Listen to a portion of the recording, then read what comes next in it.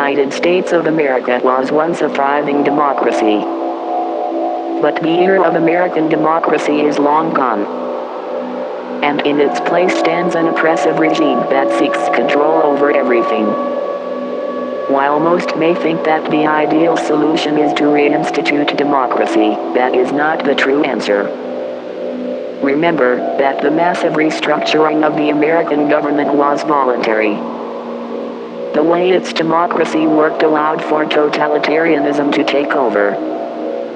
The best solution to our problems is the dissolution of America, not another restructuring. Our country cannot be saved. Even its original structure was not fully beneficial.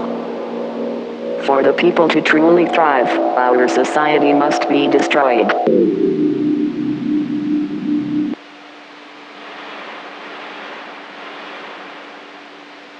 Freedom is an illusion. Only without government can one truly be free. No matter the cost, we will all be freed. No matter the damage, we will experience true freedom. The era of society is past.